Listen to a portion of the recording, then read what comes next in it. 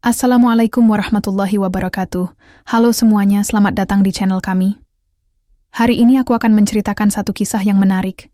Cerita ini penuh makna dan mungkin bisa menjadi inspirasi bagi kita semua.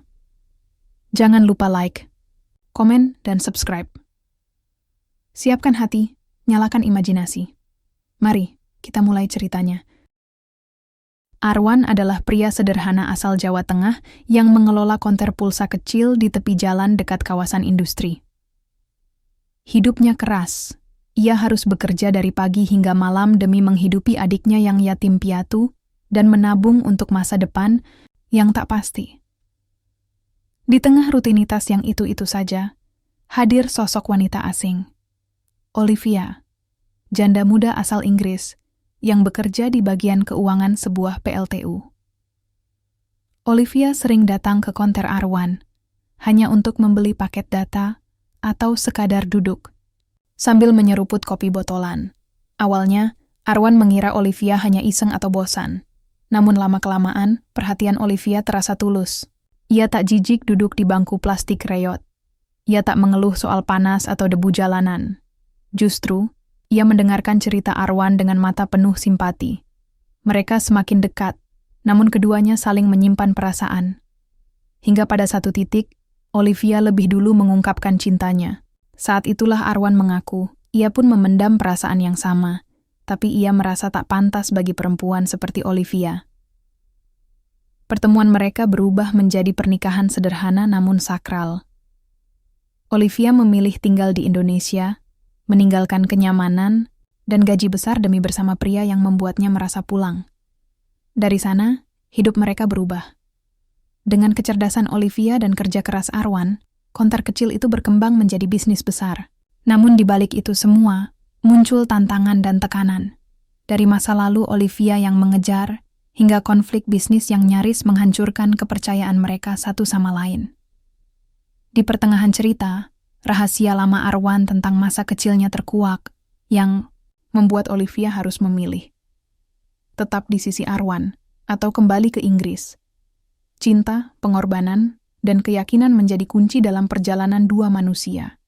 Beda dunia ini menuju akhir yang menggetarkan hati. Terik matahari siang itu membakar aspal, jalanan. Asap dari knalpot motor yang lewat menari-nari di udara, membuat pandangan buram dan sesak. Di antara hiruk-pikuk kendaraan dan debu jalanan, berdiri sebuah konter kecil berwarna hijau pudar. Plang bertuliskan, konter pulsa Arwan Sel, tergantung, miring, nyaris copot, tapi masih mampu menunjukkan eksistensinya. Di depannya, duduk seorang pria muda, kulitnya legam terbakar matahari, tubuhnya kurus namun tegap. Itulah Arwan, pemilik konter pulsa itu. Kaos oblong warna abu yang sudah mulai luntur dipadu dengan celana kain lusuh, ia tampak sibuk menghitung kartu perdana sambil sesekali mengecek saldo deposit dari aplikasi ponselnya. Paketan 10.000, masuknya ke nomor ini ya, ucap pelanggan sambil menyodorkan kertas kecil. Siap, 5 menit paling lama, ya mas, jawab Arwan ramah, matanya tetap fokus di layar. Tak lama setelah pelanggan itu pergi, seorang wanita berkulit putih, berambut pirang keemasan turun dari mobil.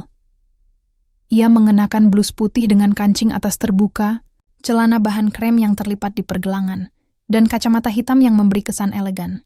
Saat melangkah ke depan konter, Arwan langsung tahu siapa dia. Olivia, wanita bule yang belakangan sering mampir. Selamat siang, Arwan, sapanya dengan senyum yang terasa lembut. Siang juga, Mbak Olivia. Mau beli paket lagi? Olivia tertawa, pelan. Iya dong, kamu tahu kan aku tidak bisa hidup tanpa internet. Arwan tersenyum, lalu menunduk untuk mengetik nomor Olivia di aplikasi. Ia selalu ingat nomor itu, bukan karena hafal, tapi karena seringnya mengisi. Paket berapa, Mbak? Tanyanya, meski ia sudah hafal jawabannya. 5.000, yang harian saja, seperti biasa. Arwan mengangguk. Suara ketikan jarinya terdengar, cepat lalu senyap. Setelah selesai, ia menengadah dan melihat Olivia sudah duduk di bangku plastik biru yang ada di pojok konter, tempat yang paling teduh karena dinaungi baliho bekas. Lagi istirahat kerja? Tanya Arwan sambil duduk di bangku satunya. Olivia mengangguk pelan. Iya, kepala rasanya penuh. Kalau kesini bisa tenang sedikit. Jawaban itu membuat Arwan bingung. Bagaimana mungkin konter kecil, berdebu dan berisik ini jadi tempat menenangkan bagi wanita seperti Olivia? PLTU itu ribet ya, Mbak? Arwan membuka percakapan, mencoba menjaga suasana. Bukan cuma ribet, kadang penuh drama. Tapi ya sudahlah, kerja itu kerja, jawab Olivia santai. Ia melepas kacamatanya, menatap Arwan langsung. Kamu juga kerja keras banget, Arwan. Dari pagi sampai malam. Arwan mengangguk pelan. Kalau saya berhenti kerja, nggak ada yang kasih makan adik saya, Mbak. Olivia mengerutkan dahi. Adikmu masih sekolah? Iya. SMA. Kami cuma berdua. Orang tua sudah lama meninggal. Keheningan menggantung beberapa detik. Hanya suara motor dan obrolan dari warung sebelah yang menemani. Olivia lalu menarik napas panjang. Orang tuaku juga sudah meninggal, tapi aku masih punya saudara. Sayangnya, semua di Inggris. Jauh. Mereka tidak suka aku tinggal di sini. Arwan menoleh. Kenapa mereka nggak suka? Karena aku cerai. Mereka malu. Dan mereka pikir Indonesia itu tempat pelarian, bukan tempat tinggal. Ada nada getir di suaranya. Arwan menunduk, tak tahu harus berkata apa. Olivia meneguk air mineral dari botol yang dibawanya sendiri. Tapi di sini aku merasa lebih hidup, lebih nyata. Di Inggris semua serba cepat, semua harus sempurna. Di sini aku bisa duduk, lihat orang lewat, dengar suara tukang es, tukang bakso, dan, ya, ngobrol sama kamu. Kalimat itu membuat jantung Arwan berdegup aneh. Ia merasa seperti bukan sekadar penjual pulsa. Hari mulai sore. Matahari mulai tergelincir, dan hawa panas berubah menjadi angin debu. Pelanggan mulai sepi. Olivia masih duduk di situ. Arwan ingin menyuruhnya pulang, tapi ada sesuatu yang membuatnya enggan melakukannya. Mbak Olivia, saya tanya ya. Ucap Arwan ragu. Olivia menoleh. Apa? Kenapa Mbak sering kesini? Maksud saya, bukan cuma beli paket, tapi duduk, ngobrol, kayak gini. Olivia tak langsung menjawab. Ia hanya tersenyum, lalu bangkit berdiri. Aku suka tempat ini, Arwan, dan aku suka ngobrol sama kamu. Arwan tak sempat bertanya lebih jauh. Olivia sudah melangkah pergi, masuk ke mobilnya, dan pergi meninggalkan jejak debu yang membubung tinggi. Arwan hanya bisa menatap kosong ke jalan. Di tangannya masih ada saldo 5.000 yang baru saja ia transfer ke nomor Olivia. Sore itu terasa berbeda. Tapi Arwan tak tahu perasaan apa yang sebenarnya mulai tumbuh. Atau, apakah ia hanya salah menafsirkan kebaikan hati seorang wanita bule yang kesepian? Hari-hari berikutnya berjalan seperti biasa. Arwan membuka konternya sejak pagi, merapikan kartu perdana, mengecek saldo aplikasi, dan melayani pelanggan yang datang silih berganti. Tapi sejak pertemuan terakhir dengan Olivia, ada yang berbeda. Ia lebih sering melirik ke ujung jalan, menunggu sosok wanita bule itu muncul dengan mobilnya yang mengkilap. Namun 3 hari berlalu tanpa kabar. Arwan mulai resah. Ia tak tahu kenapa. Bukankah Olivia hanya pelanggan? Tapi perasaan kosong yang menempel seperti bayangan membuat hatinya gelisah. Di malam hari, ia sering termenung di depan konter yang setengah ditutup, menatap jalanan kosong sambil memikirkan ulang kalimat terakhir Olivia. Aku suka tempat ini, dan aku suka ngobrol sama kamu. Apa maksudnya? Sampai suatu sore yang mendung, tepat ketika Arwan sedang menutup konter lebih awal, karena hujan gerimis, mobil hitam itu akhirnya muncul. Pintu terbuka. Olivia keluar, dengan payung lipat kecil di tangannya. Wajahnya pucat, tapi senyumnya tetap ada.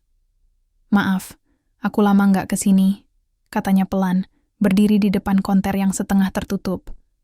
Arwan langsung membuka kembali rolling door itu. Gak apa-apa, Mbak, saya kira Mbak sudah pulang ke Inggris, ucap Arwan jujur, sedikit lega. Olivia tertawa kecil. Aku keluar kota, ada pelatihan, dan aku sengaja tidak memberitahu siapapun. Arwan menatapnya bingung. Termasuk saya? Iya, jawab Olivia dengan senyum samar. Karena aku ingin tahu, kalau aku pergi, kamu akan sadar nggak? Jantung Arwan kembali berdegup tak karuan. Ia memalingkan wajah, pura-pura merapikan kartu perdana. Saya kira Mbak sibuk, jawabnya pelan. Olivia duduk di bangku plastik langganannya. Hujan mulai turun lebih deras, menimbulkan suara seperti gemuruh di atas atap seng konter. Aku memang sibuk, tapi ada yang lebih bikin sibuk di kepala. Olivia menoleh. Kamu, Arwan menahan napas. Kamu baik, kamu jujur, kamu kerja keras, dan kamu tidak berpura-pura jadi siapa-siapa. Di tengah semua orang yang sok hebat dan penuh kepura-puraan, di kantorku, kamu satu-satunya orang yang nyata, lanjut Olivia lirih. Hening beberapa detik, Arwan duduk perlahan di sebelahnya. Hujan membuat udara semakin dingin, tapi entah kenapa dadanya justru terasa panas. Mbak Olivia, Arwan membuka suara dengan hati-hati. Saya cuma orang biasa.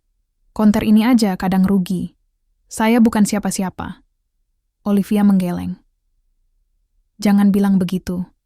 Kamu lebih dari cukup. Justru karena kamu tidak mengejar apa-apa, aku merasa tenang di dekat kamu. Arwan terdiam. Matanya menerawang menatap hujan yang semakin deras. Saya takut salah paham, Mbak, bisiknya akhirnya. Olivia menatapnya lekat-lekat. Arwan, kamu suka aku? Pertanyaan itu langsung membuat Arwan menoleh cepat. Wajahnya memerah. Mulutnya terbuka, tapi tak ada suara keluar. Kamu nggak perlu jawab sekarang, lanjut Olivia, tersenyum hangat. Aku juga masih belajar memahami perasaanku sendiri. Arwan menunduk. Saya takut. Kalau nanti Mbak nyesel, saya bukan bule, bukan sarjana, bukan orang kaya. Aku janda, Arwan. Potong Olivia. Aku bukan gadis belasan tahun. Aku tahu apa yang aku rasakan. Aku tahu siapa diriku. Dan kalau aku memilih kamu, itu bukan karena kasihan, tapi karena aku memang ingin. Ucapan itu seperti kilat yang menyambar benak Arwan. Ia nyaris tak percaya, tapi matanya tak bisa bohong. Sorot mata Olivia tak main-main, hujan masih turun saat Olivia bangkit dari duduknya. Aku harus balik, besok masih kerja. Tapi, boleh kan aku main ke sini lagi? Arwan mengangguk, pelan. Boleh, Mbak. Olivia tersenyum lalu pergi menuju mobilnya. Tapi sebelum masuk, ia menoleh sekali lagi. Panggil aku Olivia saja. Jangan pakai Mbak. Mobilnya perlahan menjauh, meninggalkan bekas ban yang tercetak di tanah basah. Arwan masih berdiri mematung, merasakan sesuatu dalam dirinya berubah. Bukan lagi sekadar ketertarikan, tapi semacam keyakinan baru bahwa hidupnya bisa berbeda. Dan sejak hari itu, hujan tak lagi terasa menyedihkan. Karena di antara paket data dan senyuman, Arwan tahu sesuatu sedang tumbuh. Perlahan, tapi nyata. Namun di balik senyum itu, ia belum tahu bahwa langkah mereka berdua tidak akan selalu semulus langit cerah setelah hujan. Olivia semakin sering mampir ke konter Arwan. Kadang hanya 5 menit, kadang setengah jam, kadang sampai matahari mulai turun ke barat. Ia tak lagi datang hanya untuk beli pulsa atau paket data. Kadang ia bawa gorengan, kadang es teh, kadang sekadar senyum. Orang-orang mulai memperhatikan. Ibu-ibu penjual sayur di seberang warung mulai berbisik-bisik kalau melihat mobil hitam berhenti di depan konter. Anak-anak kecil bahkan sudah hafal suara mesin mobilnya dan langsung berseru, "Bu Bule datang lagi." Arwan pura-pura cuek, tapi jantungnya tak bisa diajak kompromi. Setiap kali melihat Olivia datang, ia seperti lupa bahwa dirinya hanya lelaki penjual pulsa biasa. Namun, hubungan mereka belum punya nama. Tak ada satupun di antara mereka yang berani menyebut ini cinta. Mungkin takut, mungkin gengsi, atau mungkin karena mereka tahu, jika perasaan ini salah arah, tak akan ada yang tidak terluka. Hingga suatu hari, Olivia tidak datang. Bukan sehari, bukan 2, tapi hampir seminggu. Tak ada kabar, tak ada pesan. Arwan mulai resah. Malam harinya, ia memberanikan diri mengirim pesan ke nomor Olivia. "Halo, semoga Olivia sehat. Saya cuma tanya kabar. Maaf kalau ganggu. Pesan itu hanya dibaca. Tak dibalas. Arwan duduk mematung di dalam konter, menatap layar ponsel yang tidak kunjung bergetar. Hari-hari berikutnya ia kehilangan semangat. Bahkan anak-anak kecil yang biasanya riuh menyambut Bu Bule pun ikut diam karena tak ada yang datang lagi. 3 hari kemudian, Olivia muncul. Tapi tidak sendiri. Ia datang dengan seorang pria bule bertubuh tegap, mengenakan kemeja putih dan celana kain. Pria itu turun lebih dulu, lalu membukakan pintu untuk Olivia. Arwan tercekat. Mereka berjalan ke arah konter. Olivia menunduk sedikit, seolah tak ingin menatap mata Arwan secara langsung. "Arwan," sapa Olivia pelan, suaranya tidak sehangat biasanya. "Ini George, atasan saya dari kantor pusat. Dia sedang kunjungan proyek." Arwan berdiri canggung, mengangguk sopan. "Selamat datang, Pak." George menjabat tangan Arwan, tatapannya tajam, senyum yang mengambang. "I've heard a lot about you," ujar George sambil menepuk pundak Arwan ringan. "So, you're the one." Arwan tak sepenuhnya paham, tapi membalas dengan senyum. "Saya cuma jualan pulsa, Pak." George tertawa. Pendek, lalu kembali ke mobil. Olivia belum masuk. Ia menoleh ke Arwan. "Aku minta maaf," katanya lirih. "Tiba-tiba aku harus dampingi dia selama kunjungan. Aku nggak sempat kabarin kamu." Arwan mengangguk. Tapi tatapannya tidak bisa menyembunyikan kecewa. "Kalian dekat?" tanya Arwan, pelan. Olivia menatapnya, tajam. "Bukan, dia bosku, dan dia kadang kelewatan. Tapi aku tidak dekat dengan dia." Arwan tidak menjawab. Ia hanya menunduk. "Aku tetap ingin datang ke sini, tapi aku harus hati-hati. Dia bisa membuat semuanya sulit." "Termasuk kita?" tanya Arwan pelan. Olivia terdiam, lalu mengangguk. "Termasuk kita." Mobil membunyikan klakson singkat. Olivia melangkah pergi. Sebelum naik ke dalam, ia berkata, "Tolong tunggu aku." Dan mobil itu pun melaju. Beberapa hari kemudian berita mulai menyebar. Konter Arwan yang dulu sepi kini mulai ramai. Orang datang karena penasaran. Ada yang beli pulsa, ada yang cuma ingin lihat penjual pulsa yang dekat dengan bule. Di sisi lain, gosip tentang Olivia juga mulai beredar di kantor. Beberapa rekan kerja mulai bertanya-tanya mengapa manajer Inggris itu sering pergi ke daerah pinggiran. Dan George, yang rupanya punya hubungan dekat dengan dewan direksi, mulai mencurigai kedekatan Olivia dengan seseorang di luar kantor. Olivia ditekan, tidak secara langsung, tapi ia tahu. Ada email-email yang menyindir, ada pertemuan yang tidak diundanginya. Ada tekanan tak kasat mata. "Kalau aku terus begini," kata Olivia saat akhirnya bertemu Arwan lagi di malam hari, "aku bisa didepak." Arwan diam. "Tapi aku tidak menyesal," lanjutnya. "Sebab kalau aku didepak karena mencintaimu, itu bukan aib. Itu harga yang pantas." Kata itu membuat Arwan nyaris tak percaya.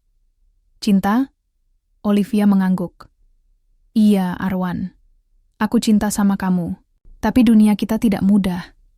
Arwan menatap matanya. "Kalau begitu, biar aku juga mulai berjuang." Mereka saling diam. Tapi malam itu menjadi saksi bahwa keduanya kini berdiri di persimpangan. Mempertahankan perasaan atau menyerah pada keadaan.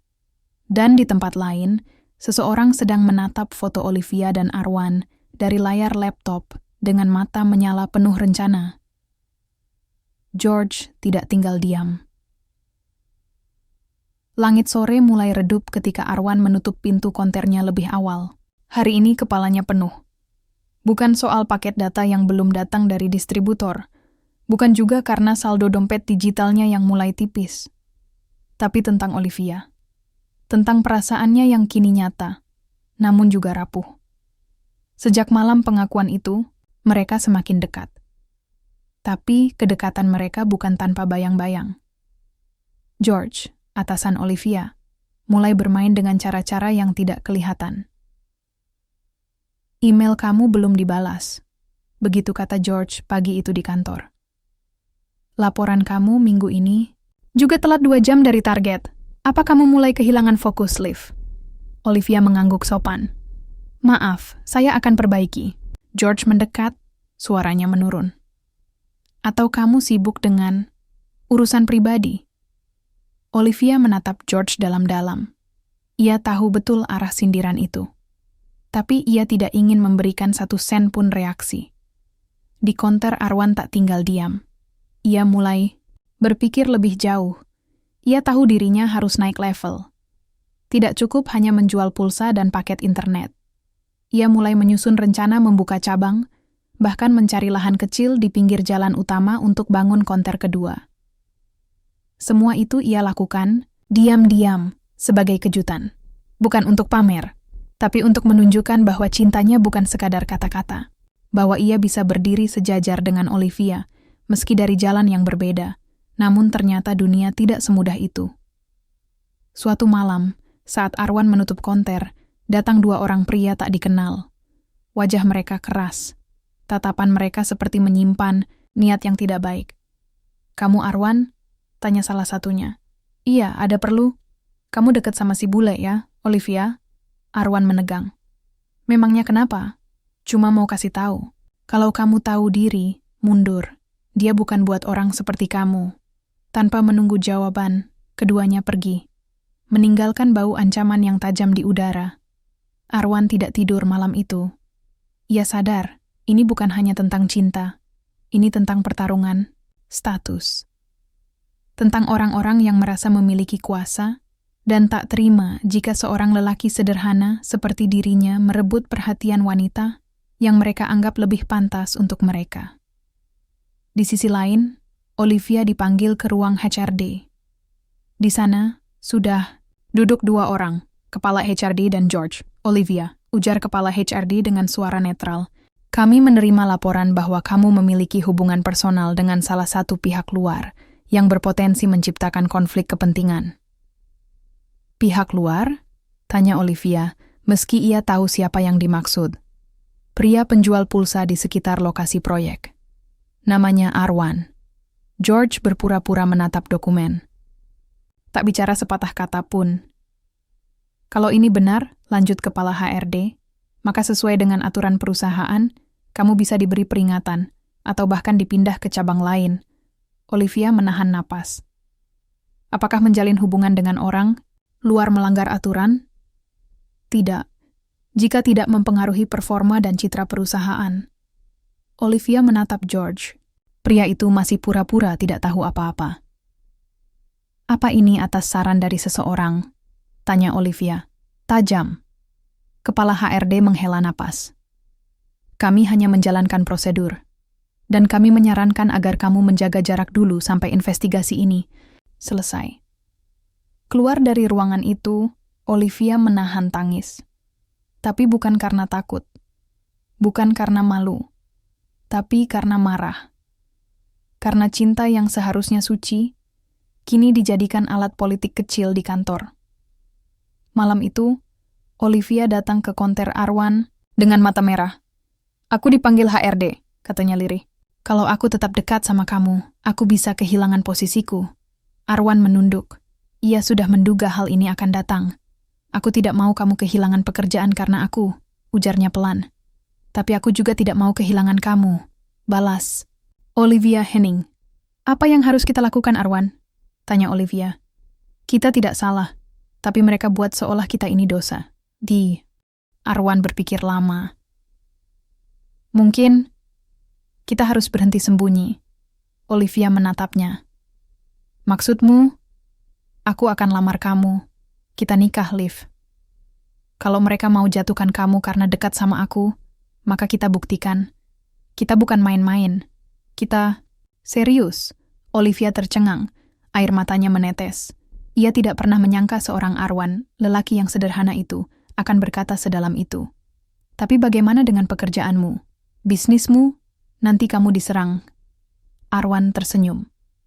"Aku nggak takut, Liv. Kita jalan terus. Kamu siap?" Olivia menggenggam tangan Arwan. "Aku siap." Namun di balik semua itu, George tidak tinggal diam. Ia memanggil seseorang dari Jakarta, seorang pengacara dan agen bisnis. Saya tidak peduli dia cinta siapa, ujar George dengan dingin.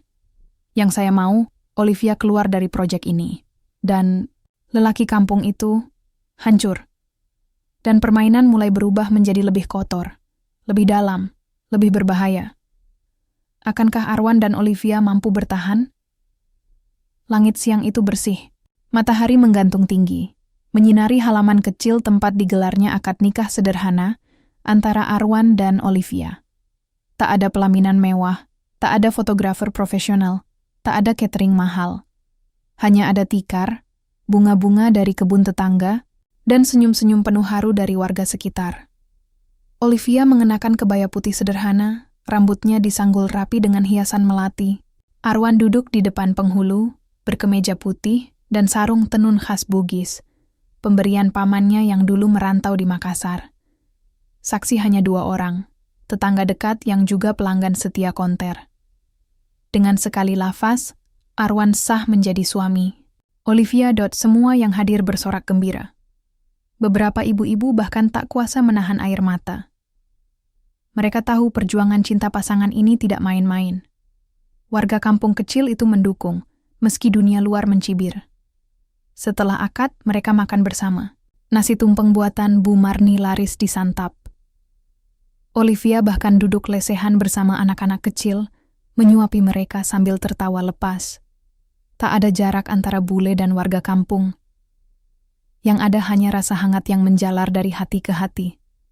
Namun, di tempat lain, kabar pernikahan ini menyulut bara. George membanting map ke meja kantornya. Mereka benar-benar menikah, bentaknya pria di depannya. Seorang pengacara dengan jas licin dan senyum sinis mengangguk. Dan publikasi pernikahan itu sudah tersebar di media sosial. Saya kira ini akan jadi kesempatan bagus.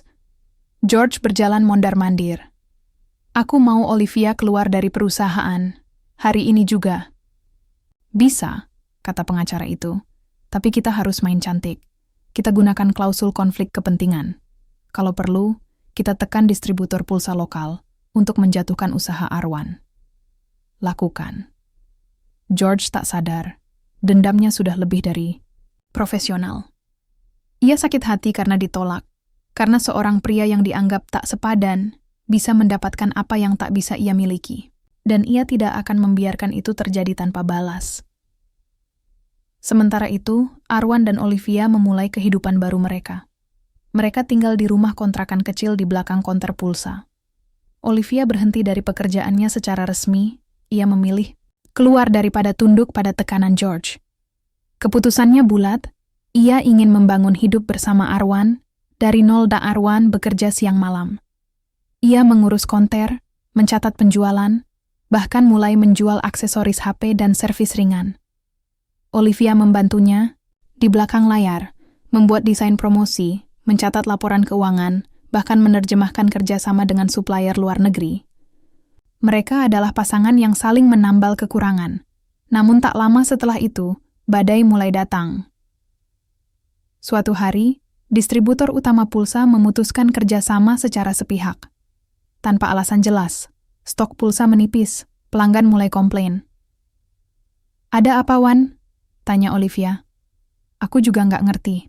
Distributor yang biasanya kasih limit 5 juta per hari, sekarang cuma 100.000. Itu pun pending. Olivia mulai curiga. Ia coba menghubungi beberapa rekan bisnisnya dulu, tapi semua seperti diam. Tak ada yang mau bicara. Seperti ada yang mereka takuti.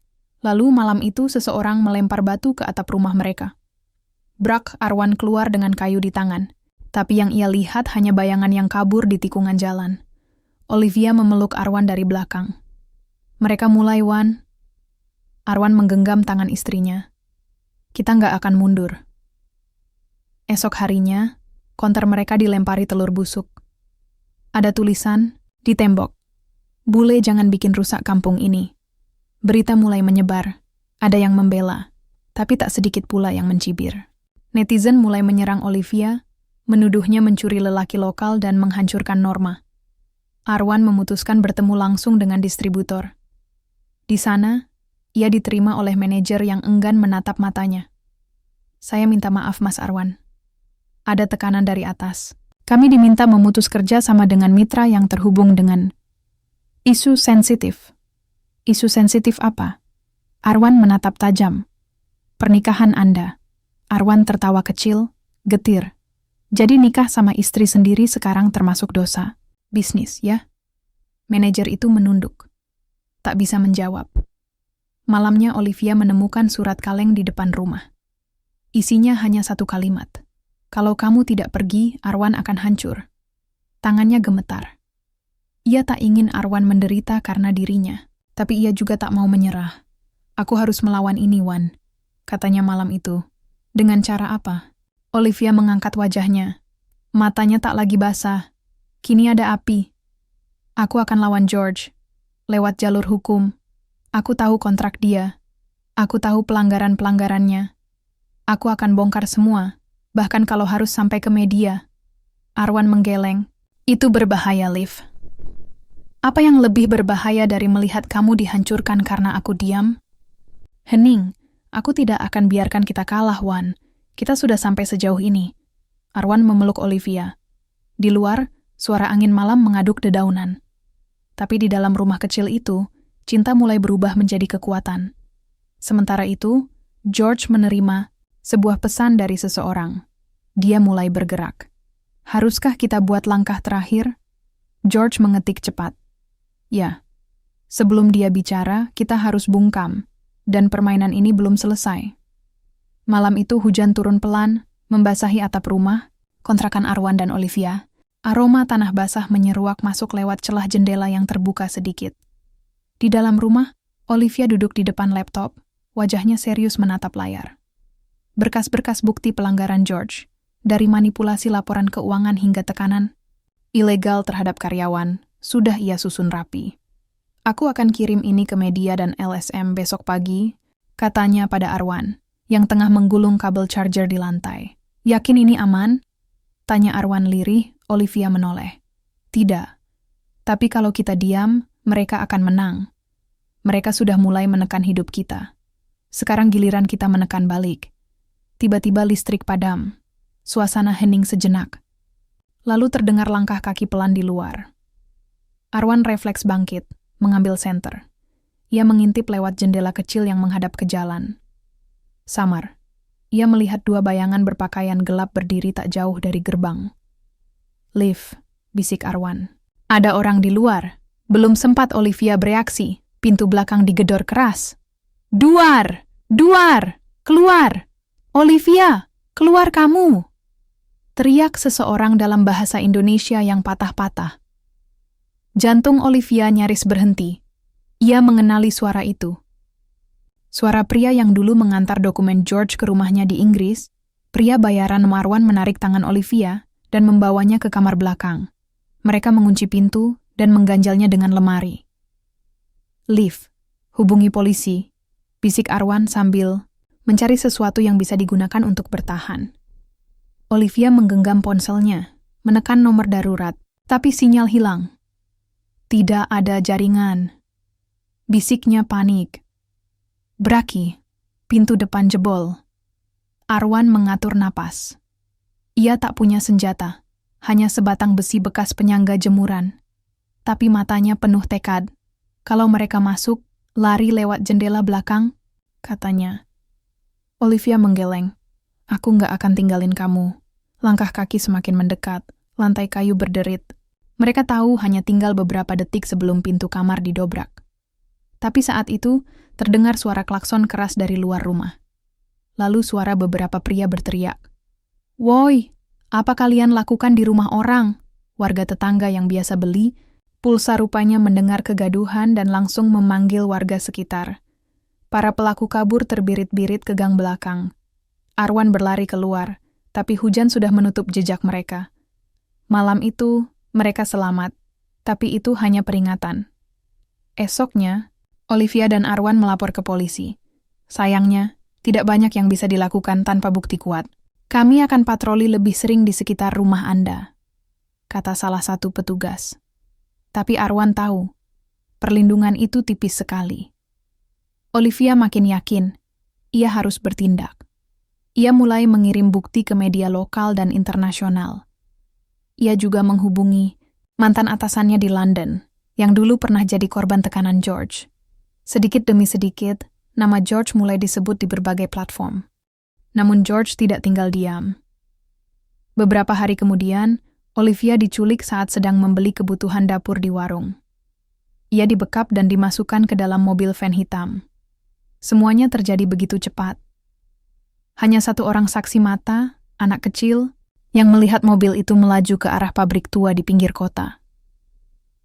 Arwan panik bukan main saat mendengar kabar itu. Ia mendatangi kantor polisi, tapi prosesnya lambat. Akhirnya, ia menghubungi Anton, teman lamanya yang dulu pernah kerja di keamanan. "Pelabuhan, aku butuh bantuanmu, Ton." Olivia diculik. "Aku tahu siapa yang ada di balik semua ini." Anton, pria besar dengan bekas luka di dagu, tak banyak tanya. Ia mengangguk. Malam itu, mereka menyusuri jejak ke pabrik tua di pinggir kota.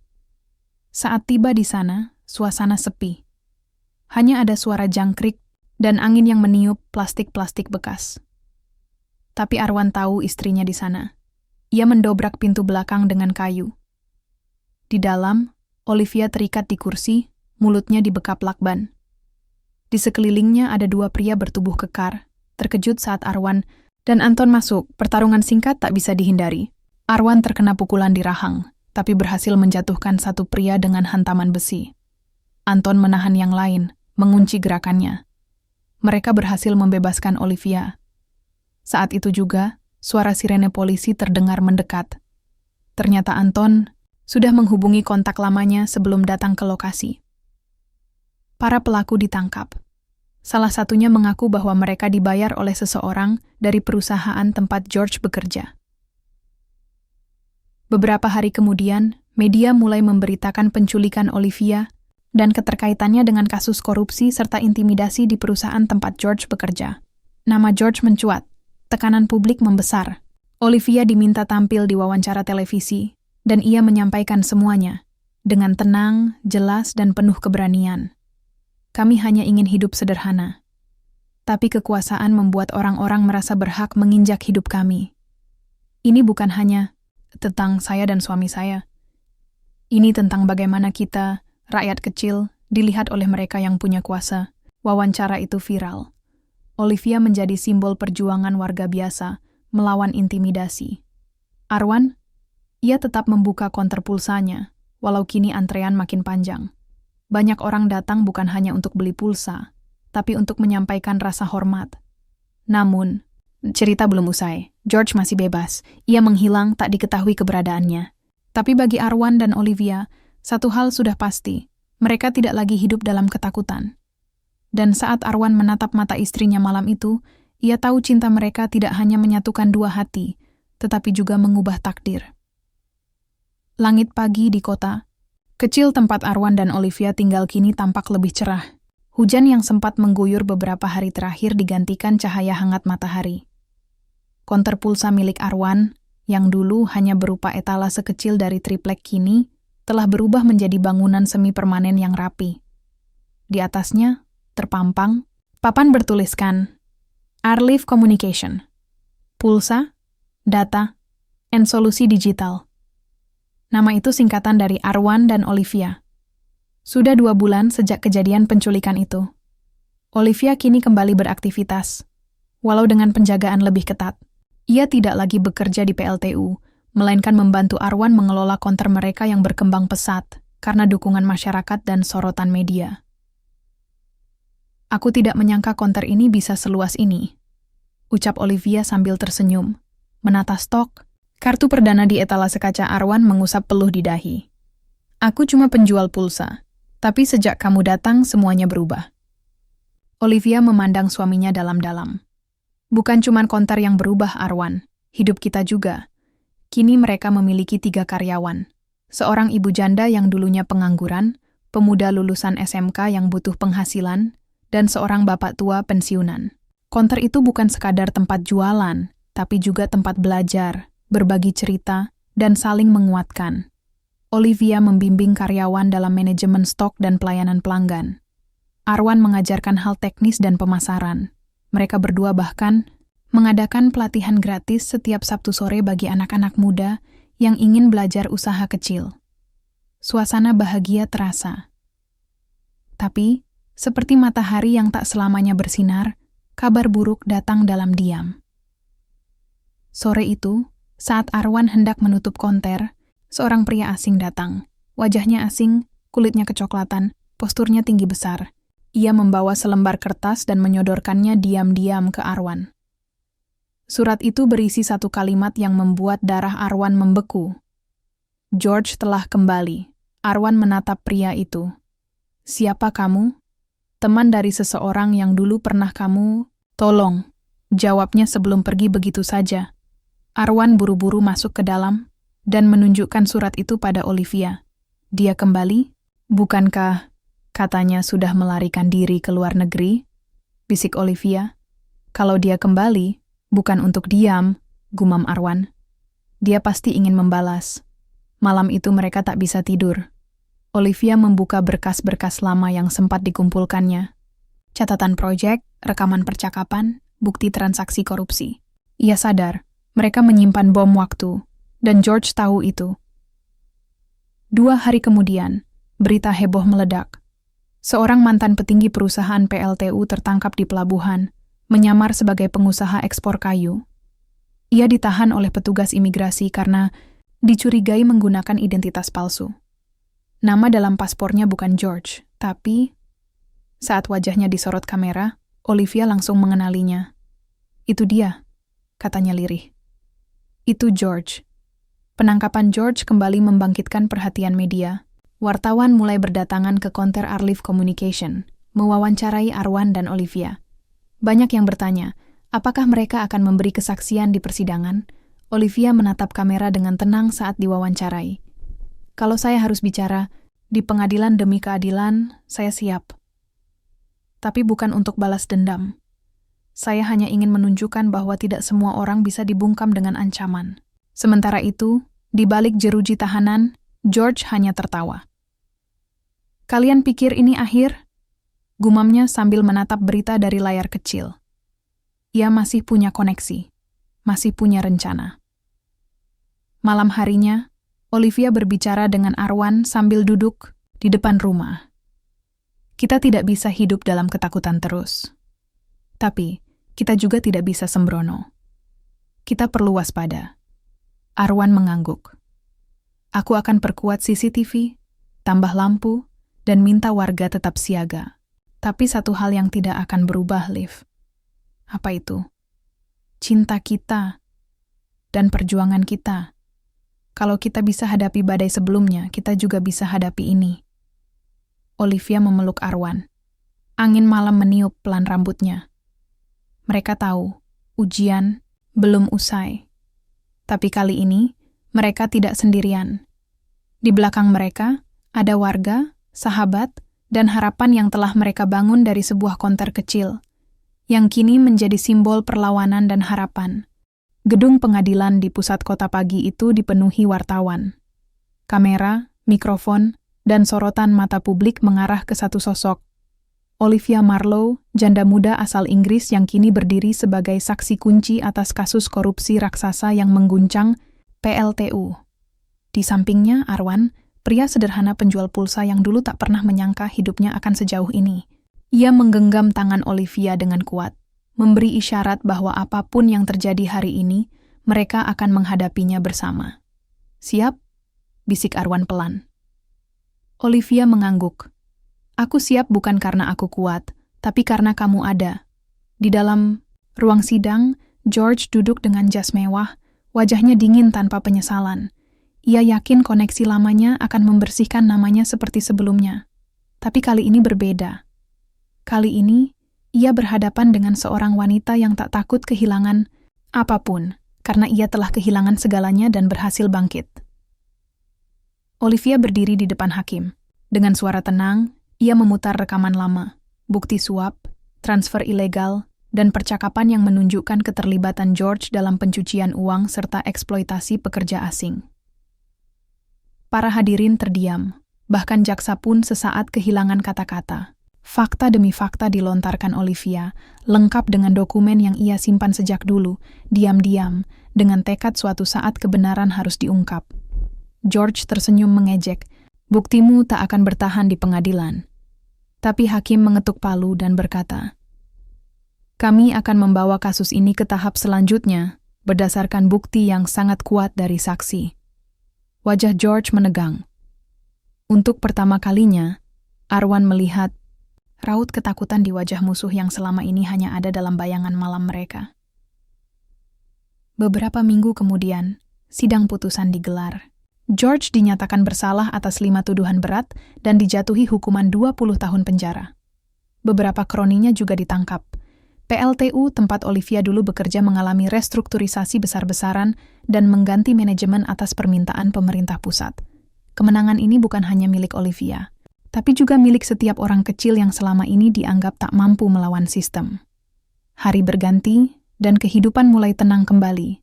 Arwan dan Olivia kembali ke konter mereka. Tapi kini, konter itu bukan sekadar tempat jualan. Sudah berkembang menjadi pusat komunitas digital, tempat orang belajar, berusaha, dan saling membantu. Mereka memberi nama programnya. Konter Harapan, Arwan membuka pelatihan bagi pemuda yang ingin belajar bisnis digital kecil-kecilan. Olivia membuat program beasiswa untuk anak-anak kurang mampu. Warga menyebut mereka pasangan cahaya dari gang sempit. Di satu sore yang teduh, Olivia duduk di bangku depan konter sambil mengelus perutnya yang mulai membesar. Dia menendang, katanya pada Arwan sambil tertawa kecil. Arwan menatap perut istrinya dengan mata berkaca. Anak kita? Anak kita. Mereka diam sejenak, memandangi jalanan kecil yang dulu menjadi saksi bisu perjuangan mereka. Aku tahu namanya nanti, kata Arwan. Siapa? Harapan. Karena dari jalan sempit ini, kita belajar bahwa tak ada yang terlalu kecil untuk memulai sesuatu yang besar. Malam itu, bintang-bintang bertebaran di langit. Udara tenang, konter mereka sudah tutup. Tapi suara anak-anak muda dari dalam ruang belajar masih terdengar. Semangat dan tawa menyatu dalam harapan. Olivia bersandar di bahu Arwan. Menurutmu, apa semua ini nyata? Arwan memeluknya erat. Kalau ini mimpi, aku tak ingin bangun. Dan di jalan kecil di pojok kota itu, cinta sederhana dua manusia tumbuh menjadi kekuatan yang mengubah segalanya. Bukan karena mereka punya segalanya, tapi karena mereka percaya bahwa cinta, kejujuran, dan keberanian bisa menumbangkan apapun. Bahkan seorang koruptor bermodal kekuasaan.